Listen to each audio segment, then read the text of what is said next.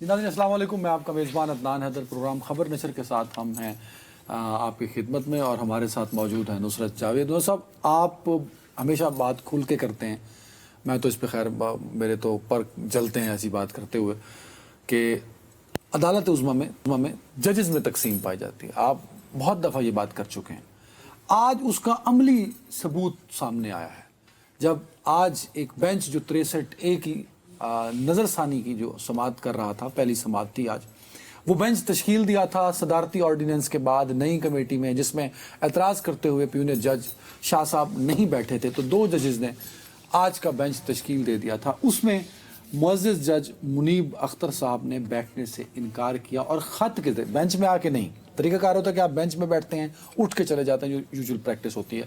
انہوں نے خط لکھا، رجسٹرار کو کہا کہ میں اس بینچ کا حصہ نہیں بنوں گا، اور اس پر انہوں نے کنڈکٹ، چیف جسٹس کا جو کنڈکٹ ہے اس پر انہوں نے کھل کر اعتراض کیا۔ حالانکہ وہ یہ کہتے ہیں کہ وہ سپریم کورٹ کی بلڈنگ میں موجود تھے جس وقت یہ سماعت ہو رہی تھی، اور صبح انہوں نے ایک بینچ کی سماعت بھی کی۔ اب معاملہ یہ ہے کہ اگر یہی حالات چلتے رہے، اور اس کے علاوہ جو 4 ججز جنہوں نے آج سماعت کی، انہوں نے آرڈر بھی دے دیا ہے، اگر یہی معاملات چلتے رہے جو نظر آ رہے ہیں، تو یہ تقسیم تو اور خطرناک ہوتی جائے گی۔ سر، نہ صرف یہ کہ تقسیم خطرناک ہو جائے گی، ایک تو سب سے پہلی بات یہ ہے، پلیز آپ نے، میں جس نسل سے تعلق رکھتا ہوں صحافیوں کی، اس میں ہم جب فیصلہ آ جائے کسی بھی موضوع پر تو اس پہ فیئر کامنٹ تک وہ بھی جان کی امان پاتے ہوئے محدود رہتے تھے۔ لیکن مسئلہ یہ ہے کہ جب ملک کی اعلیٰ ترین عدالت کے ججز ایک ہی بلڈنگ میں بیٹھے ہوئے ایک دوسرے کو خط لکھیں، اور وہ خط جو ہے متعلقہ یعنی جس کے نام لکھا گیا ہے اس پر پہنچنے سے پہلے میڈیا پر ہی ٹکروں کی صورت آنا شروع ہو جائے، خواہ اس فریق کی طرف سے یا اس فریق کی طرف سے، تو بھائی پھر کیا میں یہ کہنے کو مجبور نہیں ہوں؟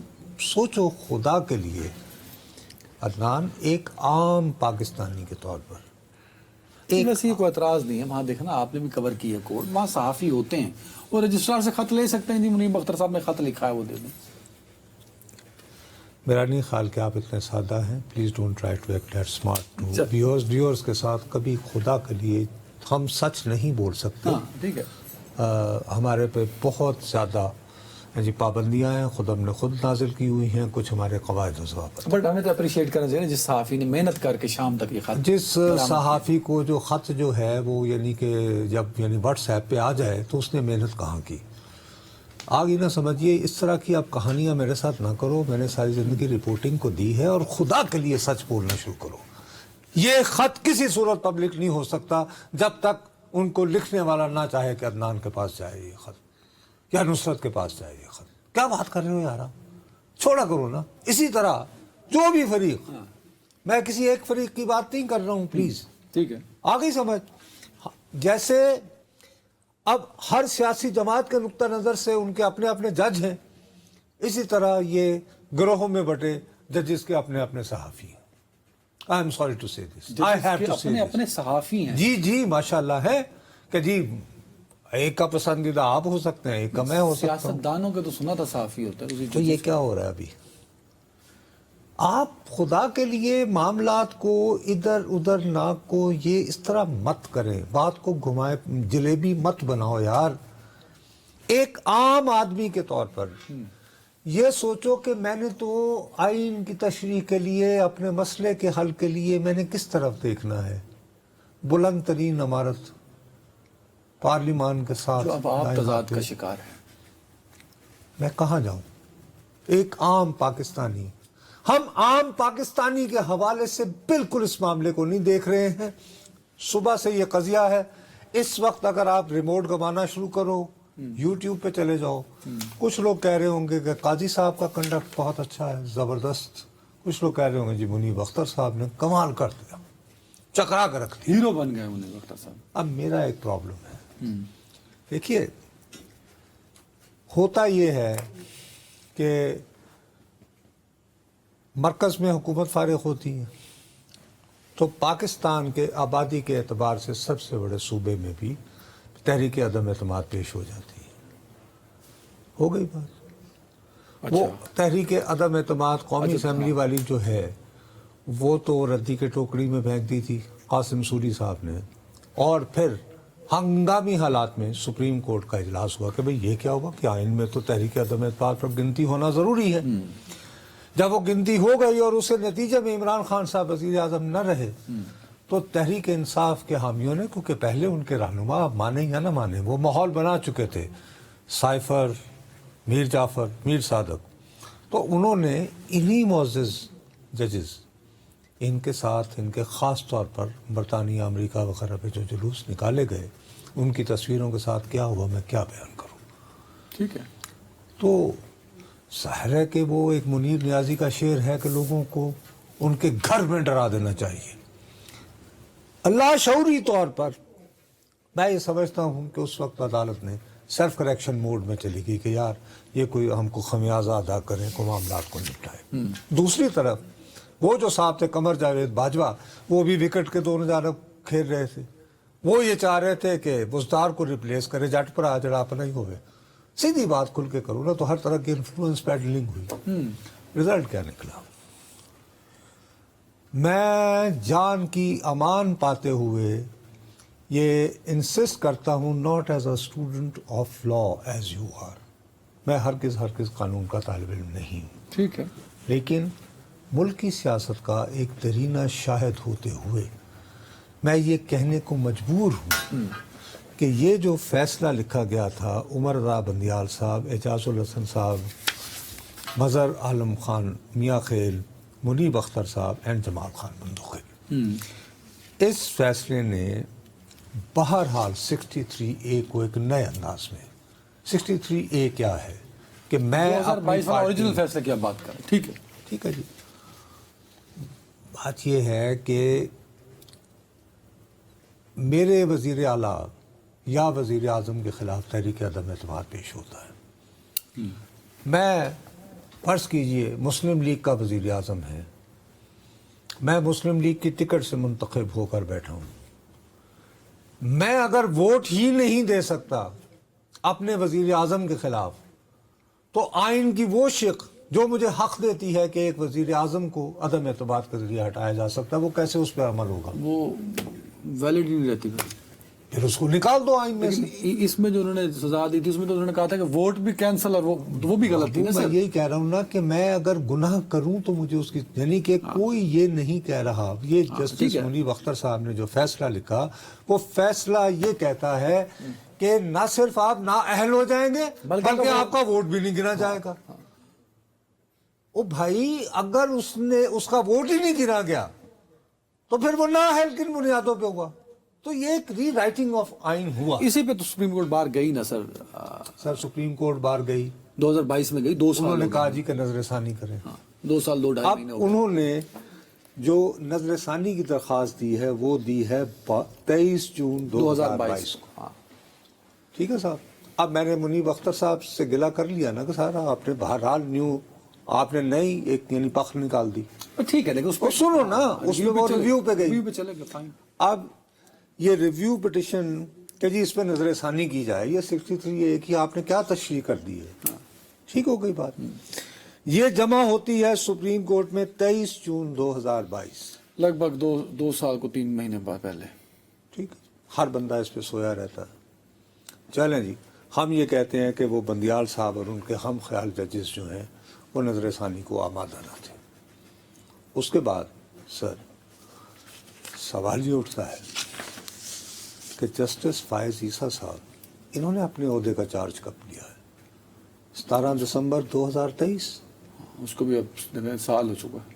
تو میں جان کی امان پاتے ہوئے قاضی صاحب، اگر آپ واقعی سمجھتے تھے کہ یہ انتہائی بنیادی سوال ہے، آئین کو ری رائٹ کر دیا گیا ہے، بدل دیا گیا ہے، تو آپ پہلی فرصت میں اس کو لیتے۔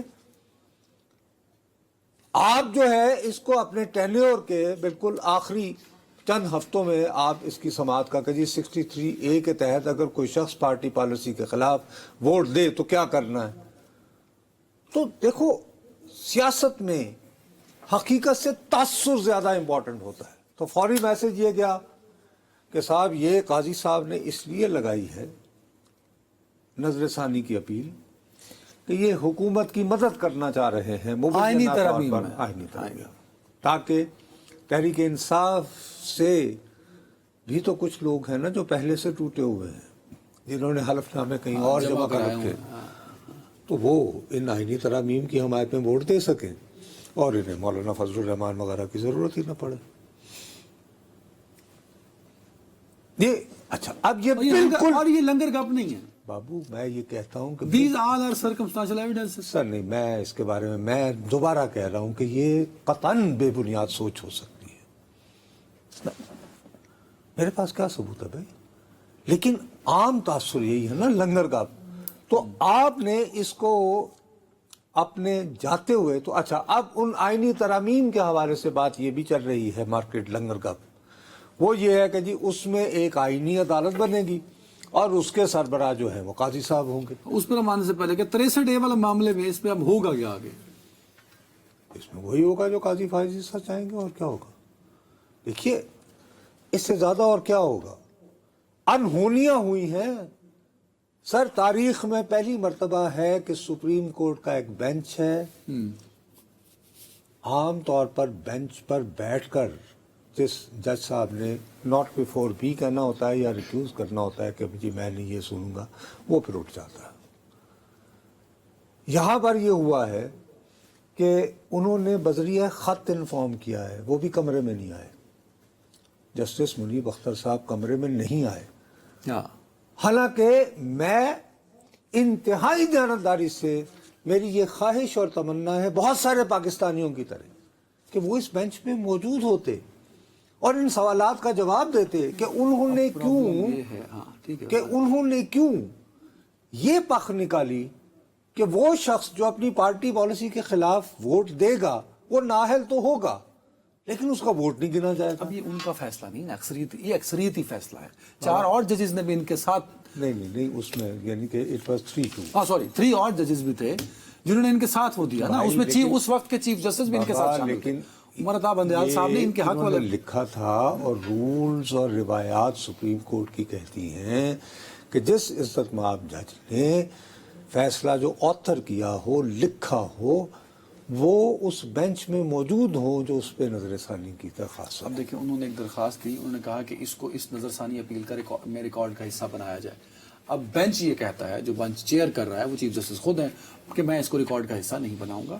ہم ان سے ریکویسٹ کرتے ہیں کہ کل وہ دوبارہ آئیں. اگر وہ کل دوبارہ نہیں آئیں گے تو ہم کسی، انہوں نے یہ کہہ دیا ہے، آخری جو ان کا آیا ہے جو لکھا ہوا ہے یار،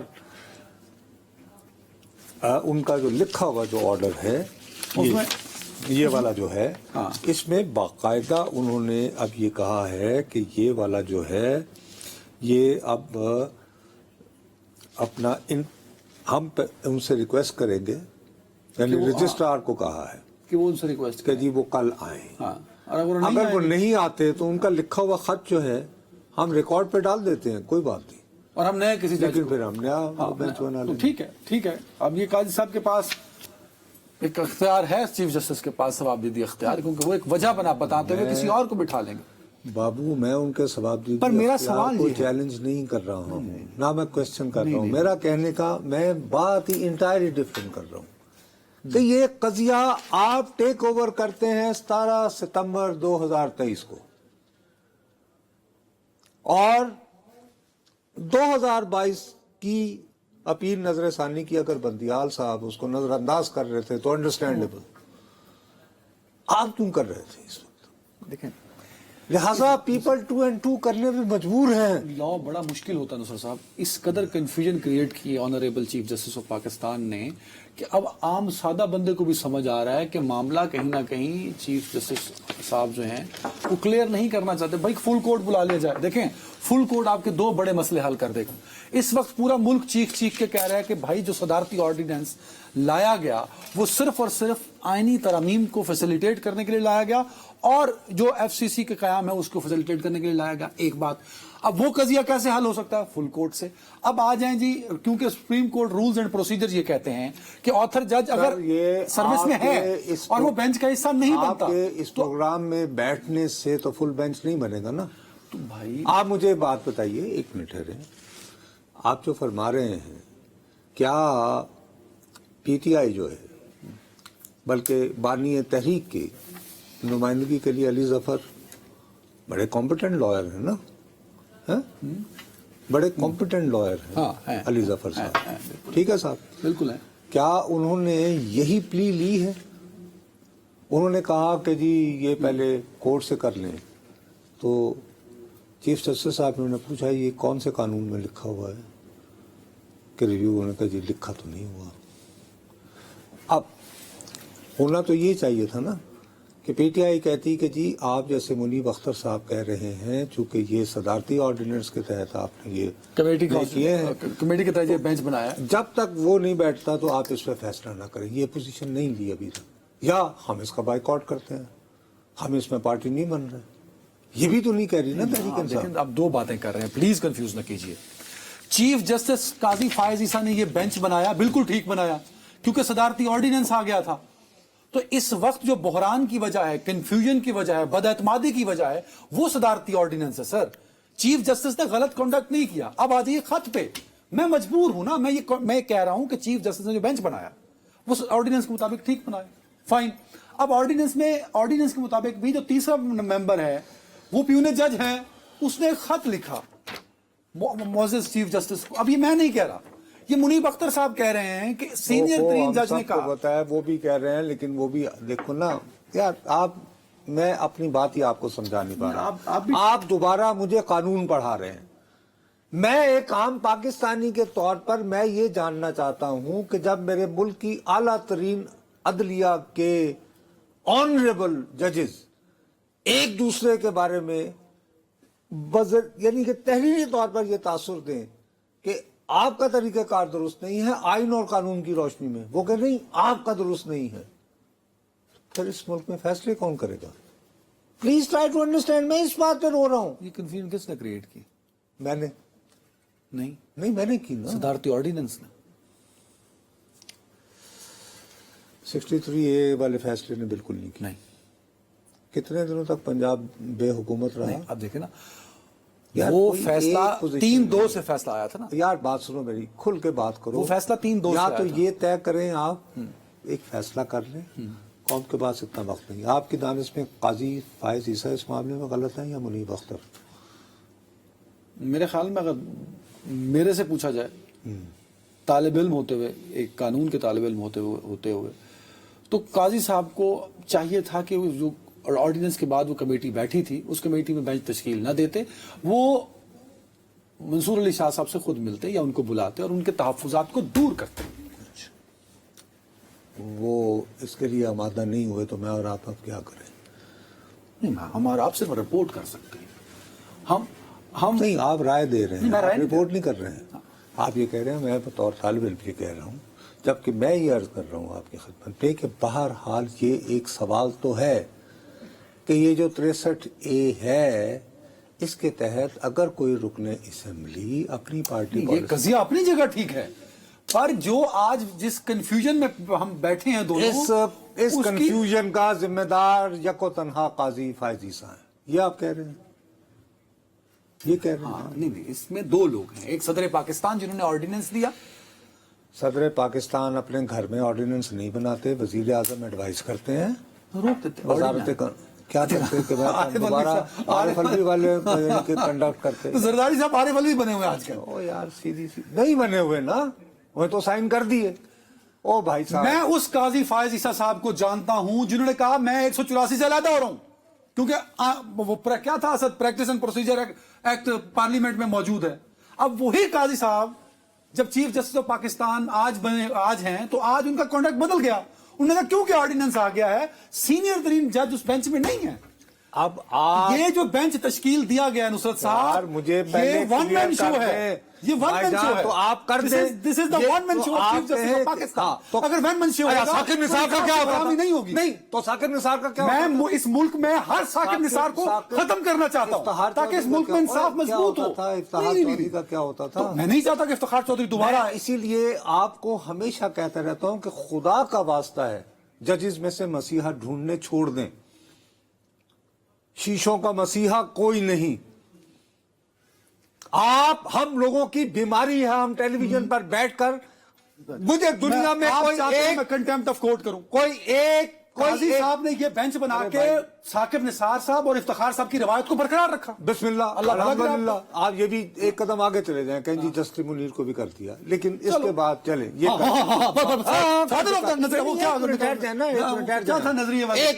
نظریہ ضرورت. او بھائی مجھے یہ بتاؤ, دنیا کی تاریخ میں کوئی ایک انقلاب جو ججز کے فیصلے سے آیا ہو کہ جی فلاں جج نے وہ فیصلہ لکھا اور اس ملک میں انقلاب آ گیا؟ کوئی ایک, کوئی نہیں ہوتا, لیکن انصاف کا کوئی ایک انصاف کا قتل ضرور. انصاف کا قتل جو ہے 63A کی منمانی تشریح کر لو تو وہ انصاف کا قتل نہیں ہے. وہ منمانی تشریح نہیں تھی, منمانی تھی کہ ووٹ بھی نہیں لیا جائے گا. ٹھیک ہے, اسی پہ ریویو ادھر بات نہیں کرنی, اسی پہ ریویو ڈالنا ہے. میرے منیب اختر کو کچھ نہ کہیں, میں نہیں کہہ رہا, اسی پر ریویو ہے. میں یہ کہہ رہا ہوں اور میں یہ کہہ رہا ہوں کہ یہ ریویو جب اتنے عرصے سے یار نہیں یار بات یہ جو ہے نا یہ کہ ایک کبھی یعنی کہ پوزیشن دیکھنا, کبھی اس کے ساتھ کبھی ادھر نال بات کرو کلیئر.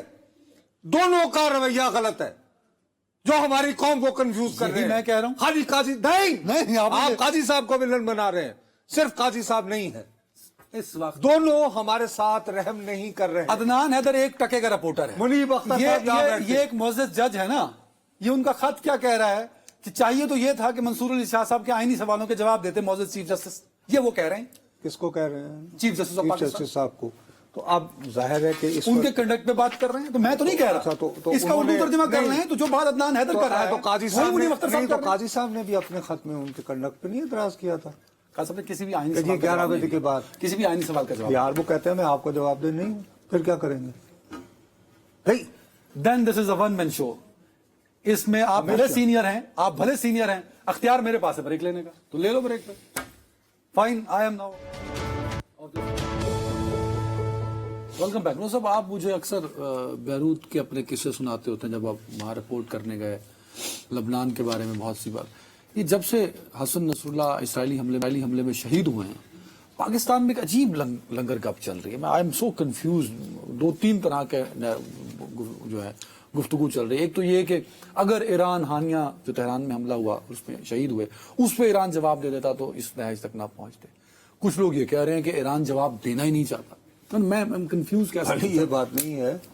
ایک چیز اسے ہوتی ہے, اسے کہتے ہیں عرب سٹریٹ. بہت پرانا ایکسپریشن ہے کہ گلی کے لوگ کیا کہہ رہے ہیں, کیونکہ ہم بھی ویسے اللہ کے فضل سے اس طرف جا رہے ہیں, لیکن عرب میں تو عرب دنیا میں مصر وغیرہ ادھر تو یعنی کہ کھلی ڈلے ماحول میں بات نہیں ہوتی نا. ہاں ہم بھی وہاں پہنچ چکے ہیں, اس کے نیڑے آس پاس ہے, لیکن ابھی دیر لگے گی. ابھی کچھ 26ویں آئینی ترمیم بھی ہو جائے, پھر اس کے بعد کچھ اور وقت لگے گا.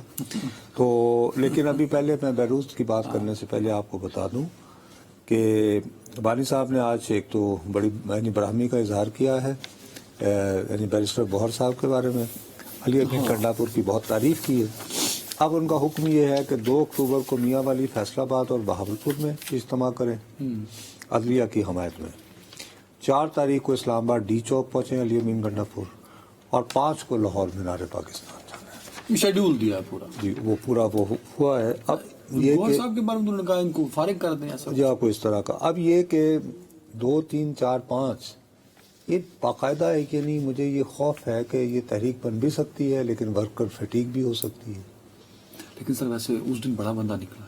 کیسے؟ میں پنڈی میں نے دیکھا ہے بہت سے, اور پنڈی کے لوکل, حالانکہ نون لیگ کے سپورٹر سمجھے جاتے ہیں یہاں. میرے پیارے, بات یہ ہے کہ پرانے شہر میں جب بھی آپ مرکز بناؤ گے نا, پرانے شہر لاہور میں کرفیو بھی لگا دو.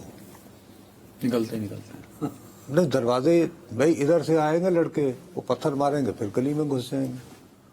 تو وہ ایک شو تو اچھا بن جائے گا, لیکن ایونچولی کیا ہوا, علی امین گنڈاپور تو یعنی برہان سے واپس چلے گئے نا, اور علیمہ بی بی بیٹھی رہی ہیں عالیہ حمزہ کے ساتھ. خیر وہ ایک لمبی داستان ہے, میں ایسی خواہ. لیکن ان کے ساتھ دیکھیں مجمع تو ایک اچھا بڑا مجمع تھا. وہ بھائی تو لا رہے تھے, مجمع تھا نا, تو کیا ہوا پھر.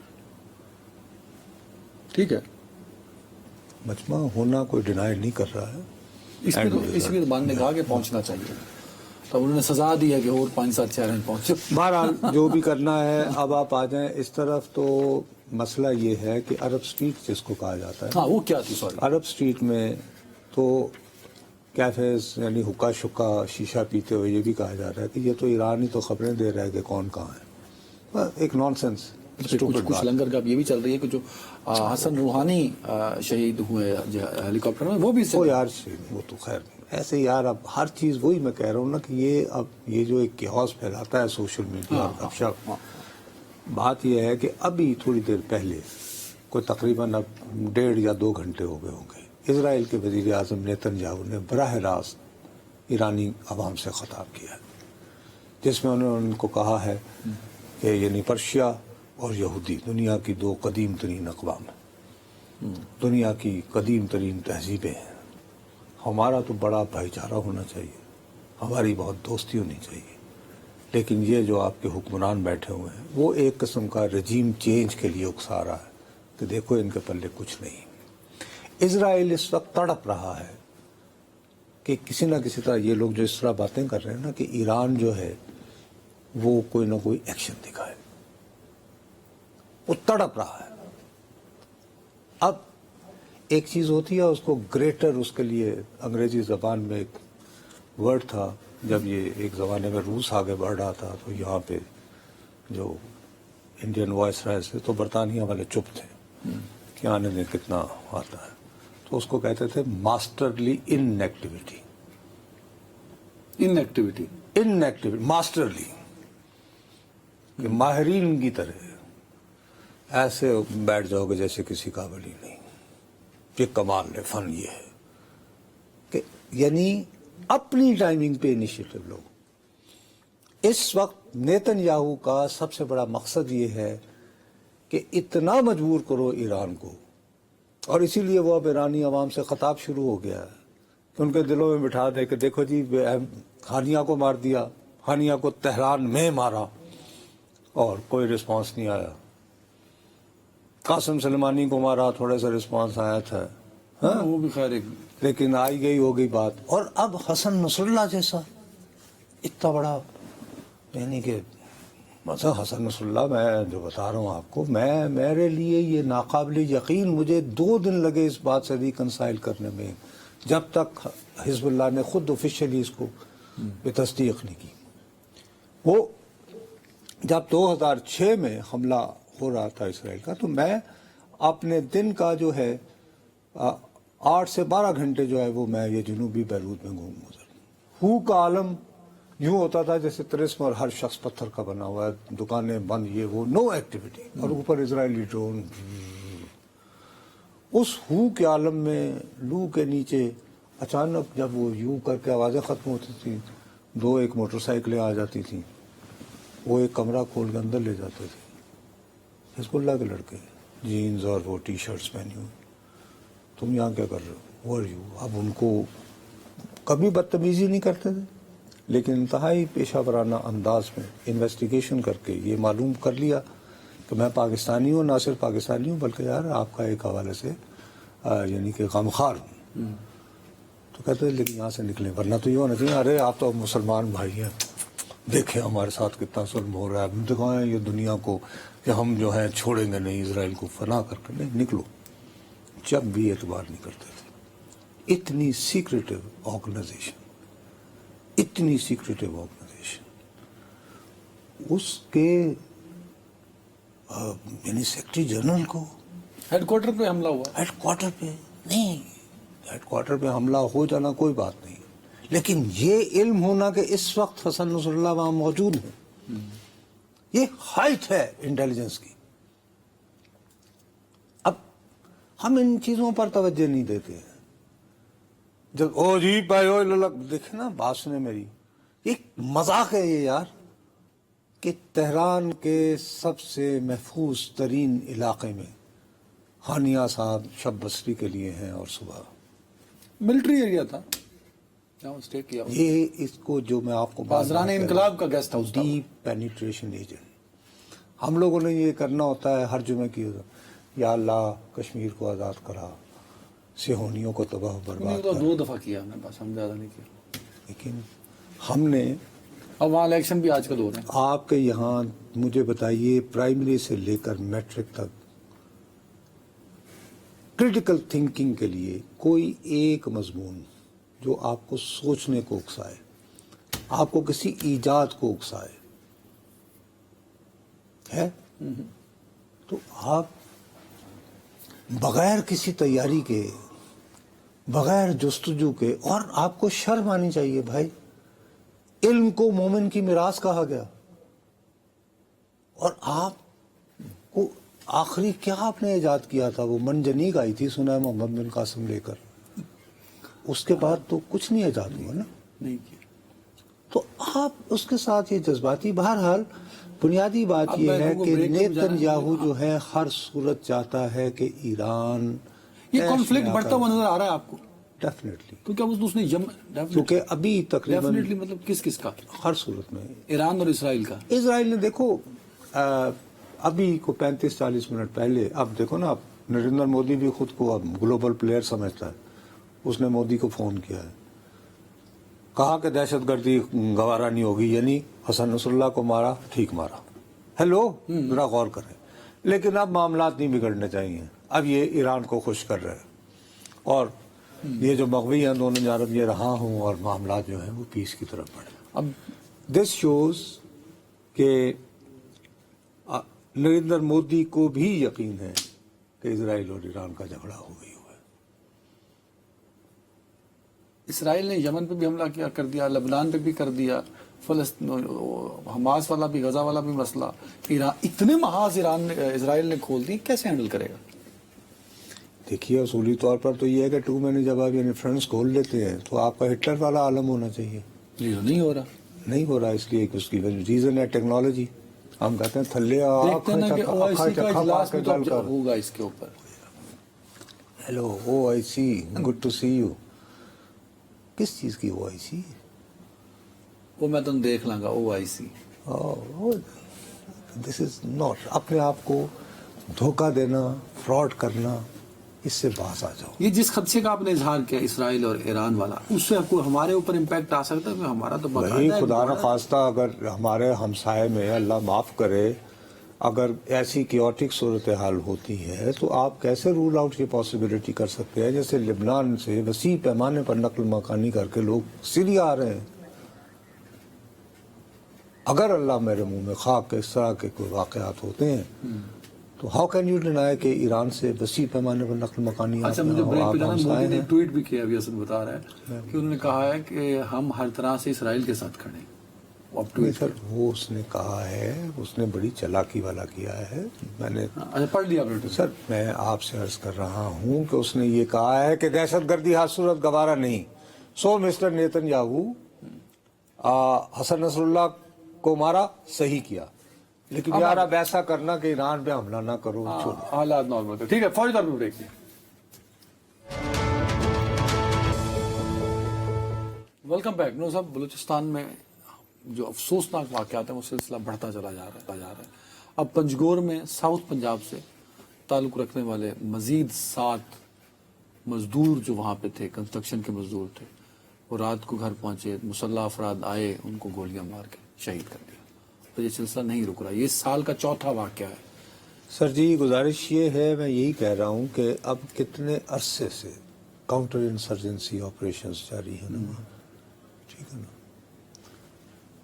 مذاکرات بھی کچھ لوگوں سے کیے گئے، انگیج بھی آپ نے کیا۔ اب سوال اٹھتا ہے، میں تو سب سے پہلی بات یہ ہے کہ جب اس طرح کے واقعات ہوتے ہیں تو سب سے زیادہ شرمندہ ہوتے ہیں مجھ جیسے لوگ، اپنے کیریئر کا طویل ترین عرصہ یہ لکھتے پھر ٹی وی پہ بولتے، حتیٰ کہ خود میں نے جا کر لائیو شوز کیے، وہاں تربت، گوادر، پسنی، جیونی، کہ بھائی بتاؤ اپنے باتیں۔ پہلے وہ کہتے تھے کہ جاؤ، تم سے بات نہیں کرنی، تم تو فوجیوں کا ڈاؤٹ ہو، یہ ہے وہ ہے، ISPR نے بھیجا۔ میں کہا بھائی اگر ایک بھی لفظ آپ کا کٹے گا پھر بات کیجیے، ٹھیک ہے۔ سب سے زیادہ شرمندگی محسوس کرتا ہے میرے جیسے لوگ کہ ان کے حقوق کی بات کرتے تھے، کہ بھئی ہم تو آپ کے حامی تھے، آپ کے حقوق کی بات کرتے تھے۔ یہ کہاں کی جنگ آزادی ہے جو ایک محنت کش ہیں، 7 بھائی جن میں سے ایک کی 2 بچوں کی اس کی شادی ہونی ہے 2 مہینے بعد، پیسے جمع کر رہا ہے، ایک 15 سال کا بچہ بھی ساتھ میں ہے. اب یہ کیوں؟ یہ جمع ہو کر یہ بتایا گیا ہے کہ جی وہ جیسے 5-7 بھائی مل کے تو کوئی مکان تعمیر کرنا ہے، ہاں وہ کزن ہے، 2 بھائی ہیں اس طرح. کہ مکان تعمیر کر رہے ہیں. یار ان کو مارنے سے آپ کیا پیغام دے رہے ہو؟ اب میں ان لوگوں میں شامل تھا 2008 کے بعد کہ 2-3 مرتبہ اتفاق سے مجھے اپنے ساتھی مشتاق منہاس کے ساتھ میں لاہور گیا، ہماری ملاقات ہوئی. انہوں نے کہا بلوچستان وغیرہ گئے تو کیا کرنا چاہیے. سب سے زیادہ میں نے ان سے التجا، میں نے کہا جی صرف ایک بات کریں کہ یہاں کے آپ بچوں کو نا یہاں پہ کوٹا دلوا دیں شہباز صاحب کے ذریعے. اب مجھے ایک بات بتائیے، اگر اس طرح کے واقعات ہوتے رہے، اور دوسری بات یہ ہے کہ یہ مجھے سمجھ نہیں آتی، یہ وزیر اعلیٰ صاحب جواب دیں کہ بھئی یہ کب رکے گا سلسلہ. وہ کیا کریں گے جی؟ مذمت کر دینا شروع ہو جائے گا. وزیر اعلیٰ کا کام مذمت کرنا نہیں ہے میرے پیارے بھائی. بات یہ ہے کہ آپ نے کتنی مرتبہ بیٹھ کر ویجیلنٹلی صبح سے آپ نے رپورٹ لی ہے کہ جی کیا ہو رہا ہے، یہ کیوں ہو گیا. آف کورس تو رپورٹ تو لی ہوگی نا، ایسے تو نہیں بیٹھے ہو. اور اس کے بعد پھر مذمت کرنی شروع ہو گئے. اس کے علاوہ کر کیا سکتے ہیں؟ ابھی ہم ایران کو روک کے ہٹے ہیں، وہ بیچارے تو مذمت بھی نہیں کر سکے. چلو کم از کم وزیر اعلیٰ اس پہ مذمت تو کرتا ہے نا. کوئی بات نہیں ہے. تو اس کا کیا حل؟ کیا کوئی آپ یہ اکاؤنٹیبلٹی کہہ رہے ہیں نہیں کہ ہونی بارڈر ایریا پہ رہنے چاہیے؟ والے ساؤتھ پنجاب کے لوگ بھائی صاحب، بلوچستان جانا چھوڑ دیں؟ آپ یہ کہہ رہے ہیں؟ میں تو یہ ہرگز نہیں کہہ رہا. میں تو یہ کہہ رہا ہوں کہ اگر وہاں پہ آپ سے کنٹرول نہیں ہو رہا تو آپ بذریعہ حکومت یہ اعتراف کریں، اور جو آ رہا ہو وہاں پہ انہیں کہیں سر یہاں نہ رہے. کئی لوگ ویسے چھوڑ کے واپس آ چکے ہیں، اور اب اس واقعے کے بعد اور اس زیادہ واقعے لوگ کے بعد مزید آئیں گے. لیکن کیا یہ کرتے ہوئے وزیر اعلیٰ صاحب اپنے آئین جس کا انہوں نے حلف اٹھایا اس سے وفاداری کر رہے ہیں؟ پاکستان کا آئین پاکستان کے ہر شہری کو یہ حق دیتا ہے کہ وہ پاکستان کے کسی بھی شہر میں جا کر کاروبار کرے، روزگار اگر ملتا ہے تو نوکری لے. یہ کوئی طریقہ نہیں ہے صاحب. اور کہیں نہ کہیں ہمارا مسئلہ یہ ہے کہ ہم تو جب شام میں بیٹھتے ہیں تو آپ نے مجھے سمجھانا ہوتا ہے کہ آج آنریبل منیب اختر صاحب کا یہ جو یعنی پینلٹی سٹروک تھا یہ بہت اعلیٰ تھا، لیکن قاضی فائز عیسیٰ صاحب نے جیسے ٹی کے قریب سے یوں کر کے کر دیا. یہ ہم تمام جو ہیں، اور یہ تو رولنگ اشرافیہ کو سوٹ کرتی ہے، جو آپ کا حکمران طبقات ہیں ان کو تو بہت سوٹ کرتا ہے کہ بیسک مسئلہ ان سے تو کوشچن ہو ہی نہیں رہا. ہم تو یہ کہہ رہے ہیں کہ اچھا یار بات سنو میری، ٹاس کر لو، آج تم نے قاضی فائز عیسیٰ صاحب کے حوالے میں بات کرنی ہے. بہت سارے اہم ایشوز اس چکر میں پیچھے رہ جاتے ہیں، اور ہم اس میں پارٹنرز ان کرائم ہیں. کیا کریں؟ کبھی یہ سوال نہ اٹھاتے، کبھی مجبوری بن جاتی ہے. لیکن نہیں سوال اٹھانا. بلوچستان گورنمنٹ کو ٹائم ختم ہو گیا. اللہ حافظ ناظرین.